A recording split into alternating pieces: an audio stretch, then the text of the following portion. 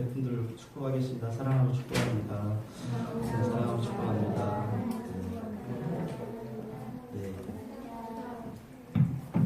하나님께서는 오늘도 우리를 사랑하셔서 더욱 친밀한 관계를 맺기 원하시는 분이심을 우리가 믿습니다. 많은 분들이 교회에 나오고 예수 믿는 것을 절대자이신 하나님을 만나서 내 삶의 응답과 확신을 얻기 위해서 노력하는 것이라고 생각합니다. 그래서 열심히 노력해서 하나님의 능력을 확신하고 또 신뢰하는 느낌 갖기를 원하고 하나님과 예수 그리스도에 관해서 많이 알고 그 뜻대로 살고자 하는 우리의 실천적인 삶이 신앙생활이라고 생각해요. 여러분 어떠십니까? 제 말이 조금 길어서 여러분 이해가 혹시 안 되셨을 텐데 내가 열심히 노력해서 하나님의 능력을 확신하고 그분을 신뢰하는 느낌을 갖기를 원하고 또 예수 그리스도에 대한 것을 많이 알고 그분의 뜻대로 살고자 하는 우리의 실천적인 삶, 이게 신앙생활이다. 그렇게 생각한다는 거죠. 그런데 이 신앙에 대한 생각이 가만히 보면 그 출발점이 어디냐면 나로부터 시작된다는 거예요. 그럼 신앙생활이 나로부터 시작되나요? 나의 예배와 내 삶의 모든 태도가 온전히 하나님께 향해질 때 이걸 좋은 신앙이라고 그렇게 합니다. 여러분 제가 드린 이 이야기는 한편으로는 맞지만 성경에서 말하는 신앙과는 거리가 있어요. 기독교 신앙은 내가 하나님을 향하여 가는 게 아니라 하나님이 나에게로 찾아오세요. 그래서 오늘날 많은 믿는다고 하는 분들을 보면 불교나 기독교나 별로 차이가 안 나. 이름만 다를 뿐이지. 내가 뭔가 열심히 하면 그분에 대해서 알게 되고 내가 뭔가 열심히 하면 그분에 대해 어떤 여러 가지 것들을 내가 막 하게 되고 그래서 그분이 나에게 좋은 것 주시고 이게 신앙생활이라는 거예요. 오늘 성경에 나온 1절에서 14절까지 말씀 가운데 여러분 한 사람이 나오죠. 누구죠? 아브라함. 이 아브라함의 예를 들어보면 아브라함은 그리스도인의 신앙의 모범이라고 할 수 있죠. 아브라함은 최초의 진정한 신앙인으로 부름을 받은 사람이고 선택받은 이스라엘의 첫 번째 족장이에요. 아브라함을 통해서 우리는 신앙인의 삶이 무엇이고 하나님께서 인간들과 어떤 관계를 맺고자 하시는지를 우리에게 하나님 보여주고 계세요.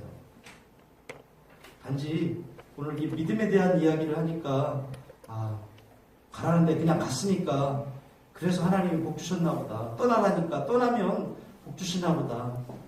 그런 차원이 아니라는 거죠. 하나님이 아브라함을 부르신 사건은 갑자기 일어나요. 아브라함이 어떤 준비를 했다든지 아니면 하나님을 갈망했다든지 혹은 그의 삶이 아주 거룩했다든지 이런 부분은 성경에 기록되어 있지 않아요. 하나님께서 아브라함을 부르신 사건은 창세기 12장 1절에 보면 나와요. 여호와께서 아브라함에게 이르시되 이렇게 돼 있어요. 갑자기 아브라함이 등장하죠. 아브라함이 먼저 요구하고 그 다음에 하나님이 응답하시는 그런 순서가 아니라 하나님이 먼저 찾아와서 아브라함을 부르시고 아브라함의 응답을 촉구하세요. 아브라함이 하나님을 갈망하고 있는 것이 아니고 하나님이 먼저 아브라함을 찾아왔고 아브라함이 하나님과 관계를 맺고 살아주기를 하나님이 원하고 계세요. 이렇듯 신앙은요, 내가 뭔가를 열심히 하는 것, 아까 제가 초반에 그런 얘기 드렸어요. 그게 아니죠. 신앙은 하나님과의 관계예요. 신앙은 하나님이 갈망하시는 관계입니다. 이 관계의 성립은 하나님이 먼저 찾아와서 우리에게 은혜를 베풀어 주세요. 야, 내가 이거 줄 테니까 너 이거 줄래? 이런 게 아니라는 거예요. 하나님이 우리를 구원해 주셨을 때 그분을 중심으로 우리가 응답하며 살아가는 삶을 신앙이라고 해요. 이 구원의 관계가 바로 예수 그리스도의 십자가 사건이에요. 로마서에도 우리가 아직 죄인 되었을 때 그리스도께서 우리를 위하여 십자가에 죽으심으로 하나님께서 우리에 대한 자기의 사랑을 확증하셨다고 그랬어요. 우리가 다 회개하고 이제 잘못했어요. 다시는 안 그럴게요. 다 각서받고 그랬을 때 하나님이 예수님을 보내주신 게 아니에요. 우리가 계속해서 죄짓고 우리가 계속해서 하나님 앞에서 반응하지 못하고 있었음에도 불구하고 하나님이 먼저 찾아오셔서 우리에게 예수님을 보내주셨어요. 우리가 오늘 갈라디아서 3장 1절에서 14절을 읽었죠. 오늘 바울이 전한 복음은 하나님께서 그 사랑하신 아들 예수 그리스도를 이 땅에 보내시고 아직 죄인이었던 우리를 위해서 그분이 십자가에 죽으시고 부활하셨고 그분을 믿는 자는 구원을 받는다. 믿음으로 의로워진다. 이게 바울이 전한 복음이었어요. 여러분 동의하십니까?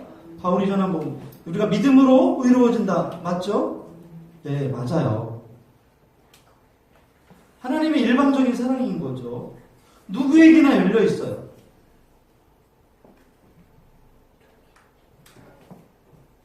그래서 죄로 어긋나버린 이 하나님과의 관계를 예수님을 통해서 회복시키시고 그리고 구원하시는 것이 하나님의 계획이에요. 하나님의 사랑입니다. 그래서 우리가 이 하나님의 사랑 때문에 구원받았고 이 믿음으로 하나님 나라의 유업을 받게 되었어요.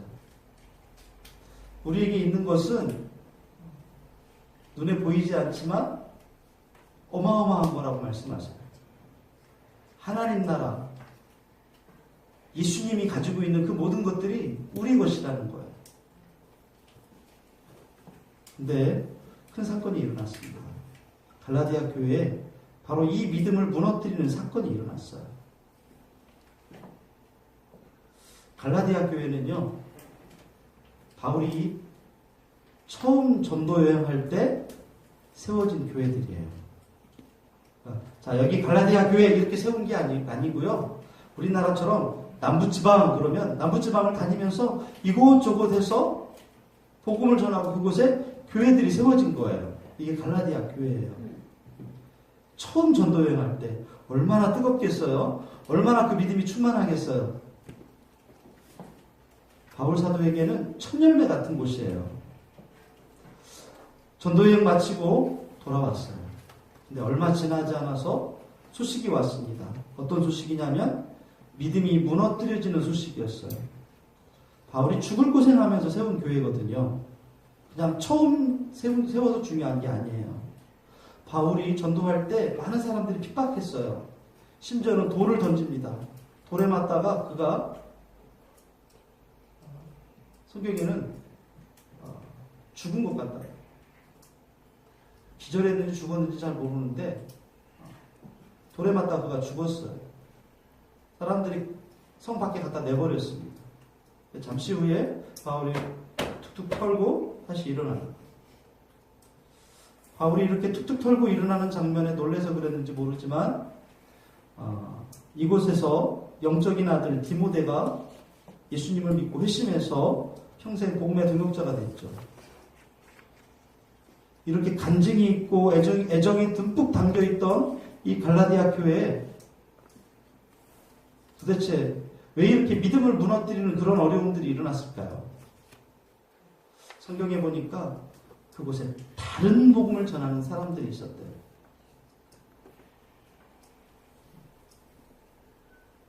실제로 갈라디아 교회의 교인들 중에 많은 사람들이 이 다른 복음을 전하는 그 사람들에게 그 복음을 듣고 그 다른 복음을 듣고 마음이 흔들리고 그 다른 복음을 따라갔다고 했어요. 그 다른 복음이 뭘까요? 다른 복음은 그리스도를 믿는 믿음이 그 믿음으로는 부족하다. 예수를 믿기는 믿지만 예수만으로는 좀 부족해. 뭐가 필요하냐면 구약의 율법을 지켜야 되는데 그 율법의 대표적인 게 뭐냐면 할례. 너 예수 믿지만 예수 믿는 거로는 안 돼. 할례도 받아야 돼. 그리고 율법도 지켜야 돼. 이 다른 복음을 전하는 사람들은 율법주의자들이었어요. 예수는 믿지만 예수만으로는 부족하다. 갈라디아 교인들이 이 다른 복음을 듣고 할례도 받고 이 율법 때문에 마음이 흔들리는 거죠. 그러면 이 할례가 뭔데 이렇게 사람들이 할례를 받고 그랬을까요? 할례를 받으면 좋다고 생각하는 첫 번째 이유는요, 일단 핍박을 덜 받는 거예요. 그리고 우리도 아브라함의 공식적인 자손이 된다 이렇게 생각한 거죠. 왜? 아브라함이 할례를 받았으니까 우리도 할례 받으면 공식적으로 우리는 민족 피는 다르지만 우리도 아브라함의 자손이 될 수 있어. 그러면 아브라함의 복을 나도 받는 거야. 이렇게 생각한 거예요. 또 하나, 할례를 받으면 내 믿음이 좀 더 완전해지고 업그레이드 돼요. 어느 시대 어느 인종을 막론하고요, 종교적인 구원을 받기 위해서 내가 뭔가를 해야 된다는 생각이 늘 있어요. 또 하나, 이 할례를 어떤 내 믿음이 커가는 단계라고 생각한 거예요. 적어도 구약 성경에는 할례가 나오니까. 바울이 전해준 이 복음에 대해서 사람들이 잊어버린 것 같아요. 내가 예수 믿고 그게 좀 부족해서 할례를 더 받아야지 라고 하는 게 어떤 문제인지 잘 몰랐던 거죠. 믿음을 거부한 것도 아니고 교회를 떠난 것도 아니에요. 그냥 내가 지금 믿고 있는 이 믿음에 할례만 더한 거예요. 바울이 이 이야기를 듣고 크게 상심했어요. 그러면서 오늘 3장 1절에 뭐라고 부르냐면, 뭐라고 돼 있어요? 어리석도다 갈라디아 교인들아, 이렇게 얘기해요. 제가 지금 이렇게 조용히 얘기했지만 진짜로는 어떻게 했을까요? 야, 이 어리석은 사람들 하면서 얼마나 가슴을 치면서 얘기했겠어요. 이것은 바울이 전해준 복음에 위배되는 행동이었어요. 하나님이 우리에게 주신 복음과도 본질적으로 다른 거죠. 여러분, 구원은 하나님이 주시는 은혜입니다. 선물인 거예요. 선물은요, 주고받는 그런 개념이 아니에요. 내가 이거 해줄 테니까 이거 해줘. 이건 뭐예요? 뇌물이죠. 하나님 우리에게 뇌물 주신 게 아니에요. 선물을 주신 거예요. 하나님과의 구원의 관계에 있어서 하나님의 주권을 인정하지 않고 내 노력을 첨가하려는 거예요. 나는 하나님이 이렇게 하면 더 좋아하시겠지 그래서 한 건데요. 아니에요. 하나님은 니들이 할 게 아무것도 없어. 내가 주는 것을 받기만 하면 돼. 그런데 여기에 뭔가를 좀 첨가하는 것, 하나님을 좋게 하는 것이 아니라 하나님의 그 주권을 무시하고 거기에 나의 노력을 심어넣는 거예요. 이게 바로 마귀가 하는 거예요. 구원이 순수한 은혜의 차원에서 받아들여지지 않고 나의 행위가 포함되니까 뭘 주장하게 되냐면 나중에 나의 공로를 주장하게 돼요. 내가 이만큼 했는데요. 오늘날로 말하면 하나님, 제자 훈련도 하고 내가 새벽기도도 한 번도 안 빠지고 내가 헌금도 열심히 하고 내가 선교여행도 다녀오고 하나님, 내가 얼마나 하나님 앞에 많이 했는데요. 이런 것이 된다는 거예요. 하나님 베푸신 구원은 하나님의 완전하신 사랑과 예수 그리스도의 십자가의 희생으로 이루어진 것인데 그게 불완전하다고 생각해서 내 몸에 할례를 받는 것. 이건 다시 말하면 옛날로 돌아가려는 거예요. 율법으로 돌아가는 거예요.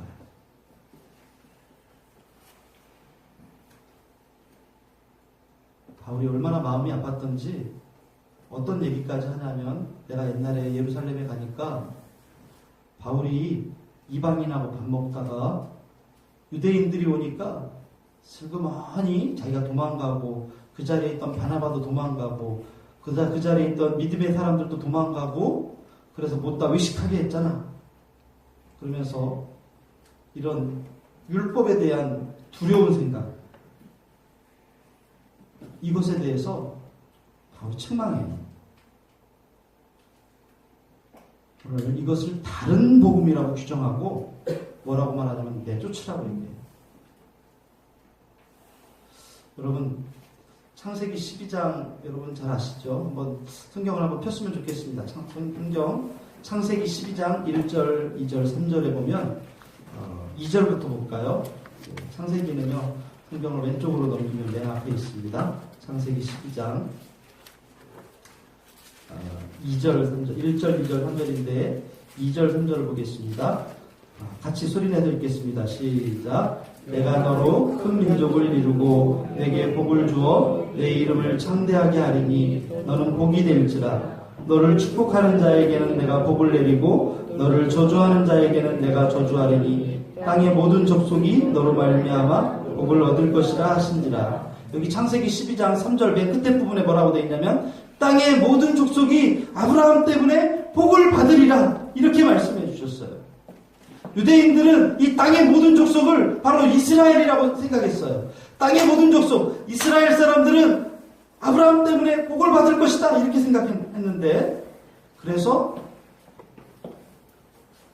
우리 이스라엘이 되려면 너 할례 받아야 돼, 율법도 지켜야 돼, 이렇게 얘기하는 거죠. 그런데 오늘 우리가 읽었던 갈라디아서 3장 8절 보세요.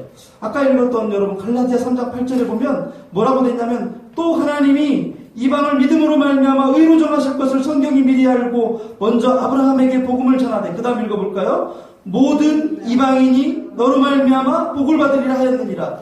창세기 12장 3절에서는 땅의 모든 족속이 너로 말미암아 복을 받을 거라고 했는데, 이 바울은 모든 이방인이 너로 말미암아 복을 받으리라. 똑같은 말씀인데 여기 땅의 모든 족속이 뭐로 바뀌었냐면 이방인으로 바뀌었어요. 땅의 모든 족속이 이방인, 믿음으로 우리가 구원받은 거예요. 여러분, 이스라엘 사람이나 유대인이나 아니면 이방인이나 다 무엇으로 구원받습니까? 우리는 믿음으로 구원받아요. 여러분, 교회 오래 다녔던 사람, 이제 막 나오기 시작한 사람, 헌신을 열심히 하시는 분들, 또 헌신을 잘 아직 못하시는 분들, 여러분, 초신자라도 마찬가지예요. 우리가 무엇으로 구원받냐면 예수 이름으로, 믿음으로 구원받는 거예요. 여러분, 때때로 우리 안에 답답한 게 있어요. 내 믿음이 정말 정상일까? 내 믿음이 이 상황이 정말 옳은 걸까? 나의 믿음이 지금 잘 가고 있는 걸까? 여러분, 그럴 때 우리 안에 두려움들이 슬며시 찾아와요. 그래서 내가 뭔가를 좀 해야 되지 않나? 금식을 해야 되나? 우리 안에 찝찝한 것들이 생길 때마다 헌금을 해야 되나? 새벽 기도를 나가야 되나? 여러분, 나가지 말라는 게 아니에요. 그럼 안 나가도 되나 보다, 그런 얘기가 아니에요. 우리의 구원은 오직 믿음으로 이루어지는 거예요. 여러분, 우리가 아브라함의 믿음으로 하나님의 유업을 얻게 되고 복의 근원으로서 축복을 받은 것처럼, 우리도 아브라함처럼 믿기 때문에 동일한 복을 우리가 받고 있어요. 우리에게 분명히 유업을 이을 아들이 된다고 말씀해 주셨는데, 유업이 뭡니까? 하나님이 우리에게 물려주실 것. 이게 하나님 나라잖아요. 예수님이 가지고 계신 거예요. 이걸 우리에게 주신다. 그게 무엇으로 된다고요? 우리의 노력이나 우리의 그동안의 어떤 정성과 우리의 그동안에 했던 모든 것들이 아니에요.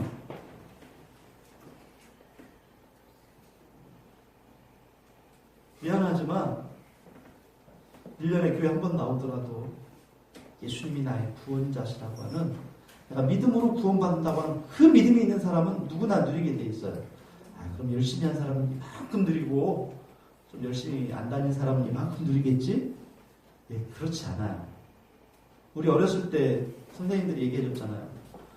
금연휴관을 7개나 쓴 그런 친구가 있는가 하면 어떤 친구는 개털모자를 쓰고 천국에 간다. 성경에 하나님 나라가 계급이 있다고 되어 있나요? 하나님 나라가 누구는 왕이고 누구는 신하고 누구는 노예라고 되어 있나요? 아니에요. 우리 모두 다 하나님의 아들. 우리 모두 다 누리는 거예요. 내 마음대로 되겠네. 그래서 갈라디아에서 마지막 부분에 자유와 방종에 대해서 우리에게 말씀해 주세요. 여러분, 우리에게 가장 큰 복이 뭡니까? 돈이 아니죠. 당연하죠. 우리에게 가장 큰 복은 집이나 땅이나 부자가 되는 것, 자식이 잘 되는 것, 이런 게 아니에요. 목사님, 저는 예수도 믿고 돈도 많았으면 좋겠는데요. 다 그래요. 그랬으면 다 좋겠죠. 근데 다 안 돼요. 이런 얘기를 드리려는 게 아니에요. 우리에게 가장 큰 복은 아브라함이 가졌던 그 믿음이 오늘 나에게도 있다는 거예요. 예수 그리스도를 믿고 영접해서 하나님의 자녀가 되었고 하나님 나라의 유업을 받는 것, 믿음으로 구원받은 것, 이게 우리에게 가장 큰 복이에요. 하나님이 말하는, 성경에서 말하는 복과 세상이 말하는 복이 달라요. 세상이 말하는 복이 더 좋아 보이죠. 건강하면 좋고 돈 많으면 좋고 그런 거 아니겠어요? 그렇지 않다는 걸 우리가 지난 주간에 배웠죠. 돈이 결코 행복한 것이 아니라는 것. 권력이 결코 행복한 것이 아니라는 것.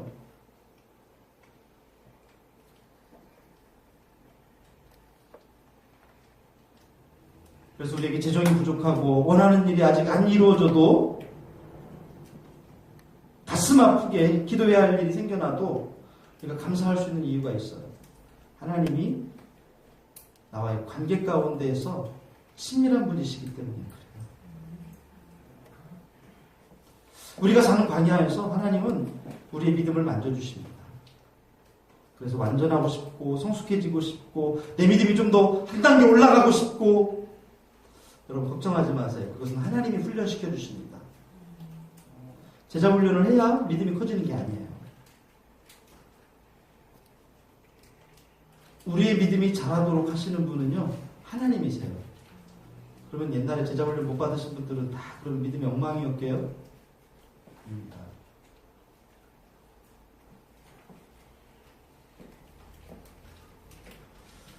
갈라디아 교회가 그랬던 것처럼 오늘날 우리 교회들도요,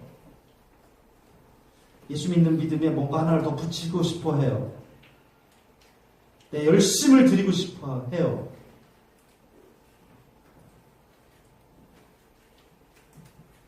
그런데 그렇게 생각하는 순간 우리가 믿음을 포기한 것이 된다는 거예요. 아브라함이 믿음으로 얻은 것을 나는 내 노력으로 얻겠다고 하는 것이죠. 바로 이런 사람들의 모습을 보고 얼마나 안타까워했는지 몰라요. 자신들은 어떻게든 더 완전한 믿음으로, 더 한 단계 높아진 믿음으로 성장하고 그러고 싶어서 목숨 걸고 할 일을 받고,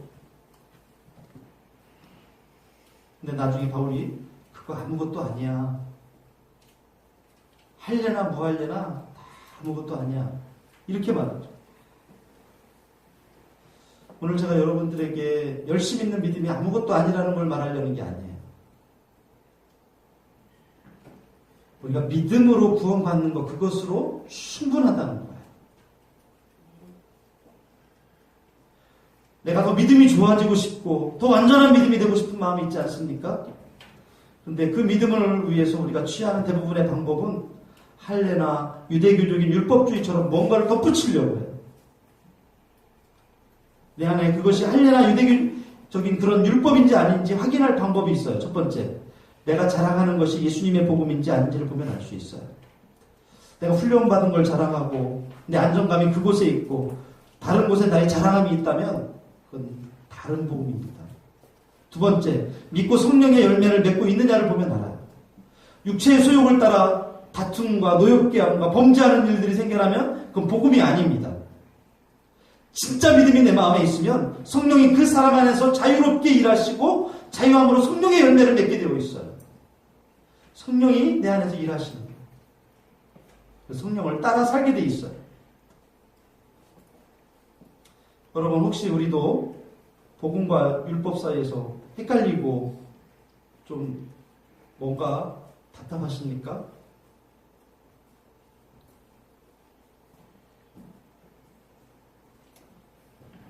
오늘날도 다른 복음으로 인해 자유로운 자녀의 삶이 아닌 율법의 종으로 살아가는 그런 분들이 많이 있어요. 감당할 수 없을 만큼 많이 짊어진 그런 종교 행위에 허덕이기도 하고 의무적으로 말씀을 묵상하기도 하고 마지못해 헌신하는 사람들이 있어요. 헌금을 하지 않거나 주의를 지키지 못하면 하나님이 벌을 주신다고 두려워하는 사람들도 있어요. 또 그렇게 가르치는 교회도 있어요. 복음과 율법 사이에서 갈등하고 있기 때문에 봉사하지 말고 헌금하지 말라는 게 아니죠. 구원의 감격과 기쁨으로 봉사하고 헌금하는 건 좋지만 두려움과 마지못함으로 하는 것은 율법인 거예요. 여러분 하나님을 경외함으로 하는 것과 그렇지 않은 것에 차이가 있어요. 때린다. 이렇게 해서 억지로 하게 되는 것, 그건 두려움이지 하나님을 경외함이 아니에요. 하나님을 경외함은 그분을 사랑하는 마음이 있어서 그 안에서 내가 자발적인 순종이 이루어지는 거예요. 내가 복음에 사로잡히면 나의 내면뿐만 아니라 내 겉모습도 그리스도를 닮아가는 거죠. 복음이 없으면 영적인 기쁨은 사라지고 종교적인 행위만 남는 거예요. 오늘 우리 나라 안에 일어나는 많은 일들을 보면 교회의 책임이 참 크다는 생각을 하게 돼요. 잘못 가르치고 있었구나. 잘못된 일들을 부추기고 있었구나라는 생각을 하게 됩니다. 목회자의 한 사람으로서 그런 생각을 많이 하게 돼요. 너무 무지몽매한 거죠. 복음이 뭔지 잘 모르는 거예요. 복음의 본질은 자유를 누리는 거예요. 그분 안에서. 하나님이 아브라함을 찾아와서 이야기하십니다. 아브라함아, 너의 고향과 친척과 아버지 집을 떠나서 내가 너에게 보여줄 땅으로 갈래? 가라. 그러면 내가 너를 복이 되게 하겠고 너를 통해서 땅의 모든 족속이 복을 받게 하겠다. 이렇게까지 말씀해 주시는 하나님과 아브라함의 관계가 어떤 관계일까요? 저는 충분히 아브라함이 하나님으로 인하여서 행복했다고 저는 생각해요. 오늘 우리 안에 무엇이 부족합니까? 다시 묻겠습니다. 돈이 없어서, 재정 때문에, 건강 때문에, 사람과의 관계 때문에, 혹은 아직 해결되지 않은 문제 때문에, 네, 우리가 하나님과의 관계 가운데 다시 보았으면 좋겠어요.